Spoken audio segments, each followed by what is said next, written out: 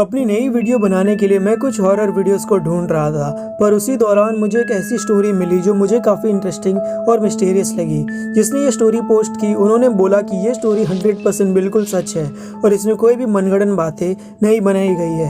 मेरे हिसाब से इस स्टोरी पे एक वीडियो बनानी चाहिए और इस मिस्टीरियस स्टोरी को सॉल्व भी करना चाहिए। और इस स्टोरी के पूरे 2 पार्ट्स हैं। वो मिस्टीरियस स्टोरी का नाम है डियर डेविड। एडम एलिस जो कि न्यूयॉर्क सिटी के रहने वाले हैं, पेशे से वो एक राइटर और इलस्ट्रेटर हैं। सिर्फ वही नहीं, आपको उनके कई सारे इलस्ट्रेटर आर्ट बस फीड वेबसाइट पे देखने को मिल जाएंगे। स्टोरी की शुरुआत करने से पहले मैं आपको ये बताना चाहता हूँ कि एडम एलिस एक राइटर और इलस्ट्रेटर है, ना कि कोई यूट्यूबर जो कि फेक स्टोरी बना के अपनी पब्लिसिटी बढ़ाएंगे।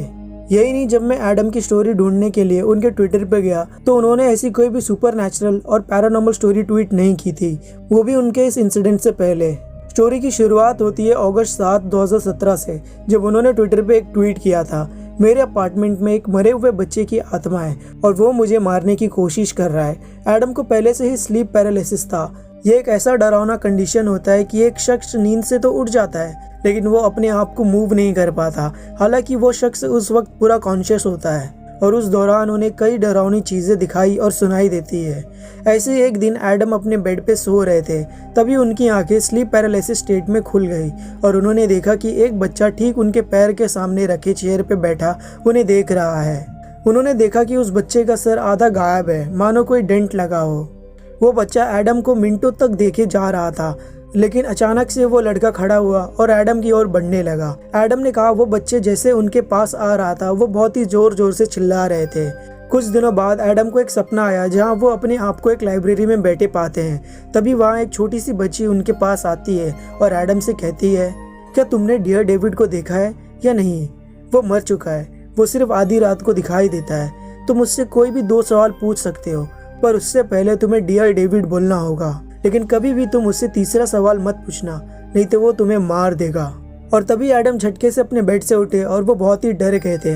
कुछ दिनों बाद एडम वापस स्लीप पैरालिसिस में उठे और उन्होंने देखा कि डियर डेविड वही चेयर पे बैठा उन्हें देख रहा है। लेकिन इस बार एडम वो इंस्ट्रक्शन को फॉलो कर रहे थे जो उस छोटी सी बच्ची ने उन्हें बताया था।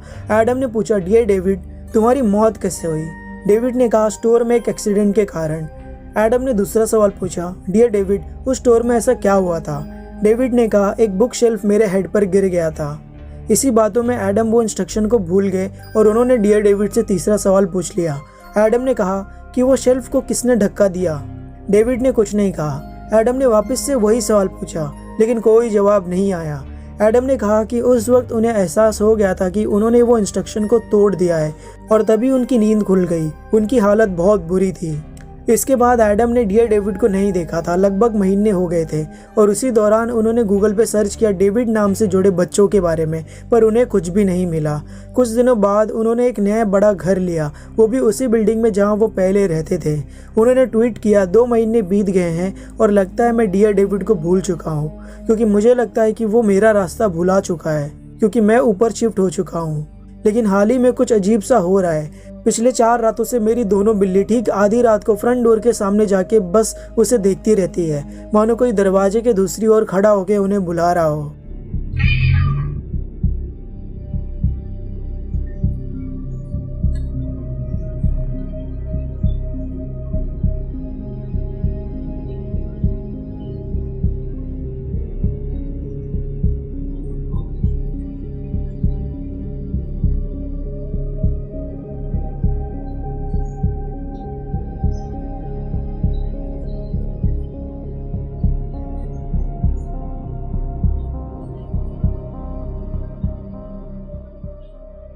कुछ देर बाद एडम सोने को गए, लेकिन उन्होंने कहा कि उनकी कैट्स अभी भी डोर के सामने खड़े होके उसे देख रहे थे, वो भी पिछले कुछ घंटे तक। अगले हफ्ते एडम ने एक पोलारॉइड इंस्टेंट कैमरा खरीदा और अपने घर के अंदर चारों तरफ की फोटो खींचने लगे। जब उन्हें लगा कि कुछ अजीब सा हो रहा है, लेकिन जब एडम ने अपने फ्रंट डोर के बाहर की तस्वीरें खींची तो वो तस्वीरें पूरी ब्लैंक आई, उनके कई बार ट्राई करने के बाद भी।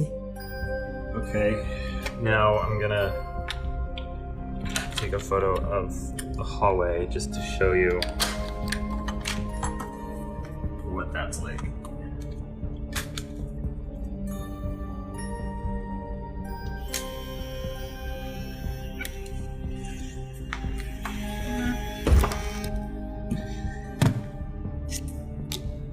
as you can see, the first one has already developed. So let's see what this one does.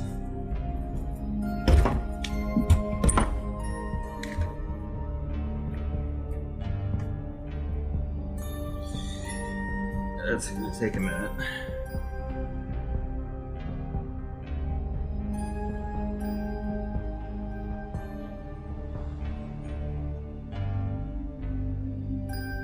So I don't know. Adam ने एक और बार ट्राई की फोटो लेने की, पर इस बार थोड़ा पीछे से, लेकिन कोई बदलाव नहीं आया। अब लगभग 2 महीने हो चुके थे एडम को डियर डेविड के नाइटमेयर आए हुए, लेकिन उसी रात एडम को एक नाइटमेयर आया जिसमें उन्होंने देखा कि डियर डेविड उनका हाथ पकड़ के उन्हें किसी ओल्ड वेयर हाउस की तरफ घसीट के लेके जा रहा है। और जब एडम उठे तो उनके कलाई पे एक अजीब सा निशान था, मानो किसी ने उस जगह को कस के पकड़ा हो। लेकिन एडम ने उस चीज़ को मानने से इनकार कर दिया और कहा कि एक दिन पहले शायद मैंने खुद को घायल कर लिया था और मेरा हाथ बहुत दर्द कर रहा था, जो कि मुझे ऐसे सपने के रूप में आया है। इसके कुछ दिनों बाद एडम को अननोन नंबर से कॉल आने लगे थे, लेकिन एडम ने एक भी कॉल को रिसीव नहीं किया था।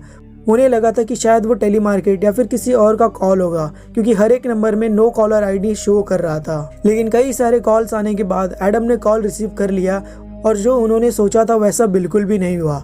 एडम ने सुना कि कोई कॉल पे जोर जोर से सांस ले रहा है, मानो वो घायल हो, और फिर उसमें किसी बच्चे की आवाज़ आई और उसने कहा हेलो। ये सुनकर एडम काफ़ी डर गए थे और उन्होंने तुरंत कॉल को कट कर दिया। अब उन्हें ये पता नहीं चल रहा था कि वो क्या करे, इसलिए वो घबराहट में आकर अपने घर के सारे पर्दे बंद कर दिए और हर एक लाइट्स को ऑन कर दिया। इसके बाद अगस्त के मंथ में एडम ने जापान ट्रिप जाने का प्लान किया और उन्होंने एक मोशन सेंसिटिव कैमरा खरीदा ताकि वो अपने कैट्स की हरकतों पर नज़र रख सके। लेकिन उसी रात उन्होंने मोशन सेंसिटिव कैमरे से अलर्ट आया और उन्होंने ये देखा।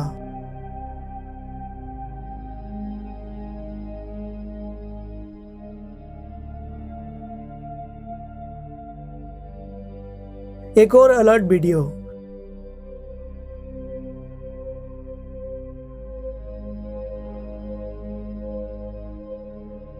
अगर आप ध्यान से देखोगे तो सामने वाले दीवार पे लगा एक टर्टल शेल अपने आप ही नीचे गिर जाता है।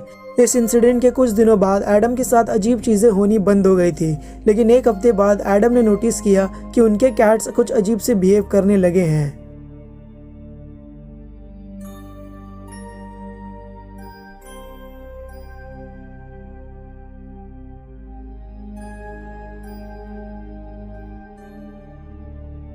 अगले ही क्लिप में आप देख सकते हो कि एडम की कैट मैक्सवेल किसी चीज़ पर हमला कर रही है, मानो वहां पर कोई हो।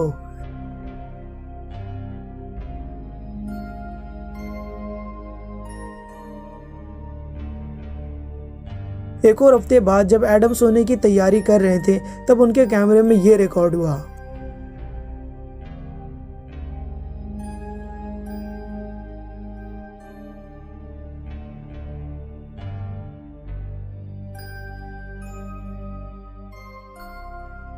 और फिर एडम ने कहा कि अभी भी उन्हें अजीब अजीब से सपने आते हैं और कोई उन्हें सेकंड फ्लोर की खिड़की से झांक के देखता है।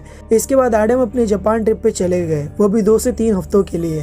वेल, आज के इस पार्ट में बस इतना ही। अगर इस बार अच्छा रिस्पांस आया तो मैं इसका सेकंड पार्ट भी ज़रूर लाऊंगा। तब तक के लिए इस वीडियो को लाइक और शेयर करें और ऐसी वीडियो से जुड़े रहने के लिए हमारे चैनल एआईओ मिस्ट्री को सब्सक्राइब करें और बेल आइकन दबाएं। मैं अभी सानी और आप देख रहे थे एआईओ मिस्ट्री।